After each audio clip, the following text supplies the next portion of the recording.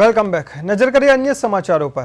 રાજકોટમાં ઉપલેટા નગરપાલિકાની હદમાં bus stand ચોક ખાતે આવેલું ભયજનક અને જર્જરિત રવિ ટાવર તોડી પાડવાનો નગરપાલિકાએ નિર્ણય કર્યો છે. વારંવાર નોટિસ આપવામાં આવી, આમ છતાં કાર્યવાહી ન થતાં અંતે સામાન્ય સભામાં ઠરાવ પસાર કરીને બહુમાળી ઇમારતને જમીનદોસ્ત કરવાની કાર્યવાહી હાથ ધરાશે. નગરપાલિકા અધિનિયમ હેઠળ રવિ ટાવરનું ડિમોલિશન કરવામાં આવશે. આ ઇમારતમાં આવેલા 25 રહેણાંક બ્લોક તેમજ આગળની તમામ દુકાનો ખાલી કરવાના આદેશ આપવામાં આવ્યા છે. જર્જરિત હાલતને કારણે કોઈપણ સમયે જાનહાનિ થવાનો ભય છે. ગીચ વિસ્તાર હોવાને કારણે ભારે મશીનોના બદલે મજૂરો દ્વારા સાવચેતીપૂર્વક તોડકામ કરવામાં આવશે.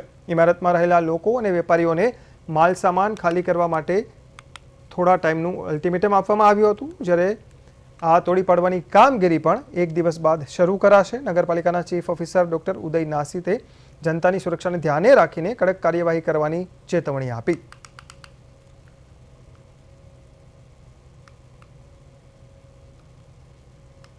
ઉપલેટા શહેરમાં જે બસ સ્ટેન્ડ ચોક આવેલો છે, આ બસ સ્ટેન્ડ ચોકની અંદર એક ઇમારત આવેલી છે જે ખૂબ જ જૂની છે અને ખૂબ જ જોખમી હાલતમાં છે.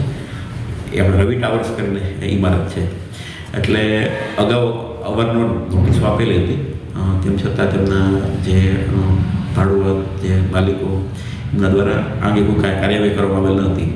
જેને ધ્યાને લઈ અને ઉપલેટા નગરપાલિકાની 30/1/2026ની સામાન્ય સભામાં આ બિલ્ડિંગને જમીનદોસ્ત કરવા માટે ઠરાવ કરવામાં આવે છે. એટલે એને ધ્યાને લઈ અને ગુજરાત નગરપાલિકા અધિનિયમની કલમ નંબર 182 અન્વયે આ કાર્યવાહી હાથ ધરવામાં આવશે.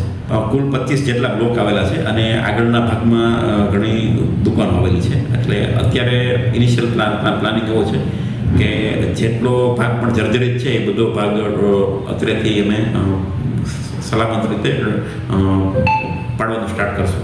એના માટે એટલે જ આપણે જે જનરલી ડિમોલિશનની કામગીરી મોટા મશીનથી થતી હોય છે.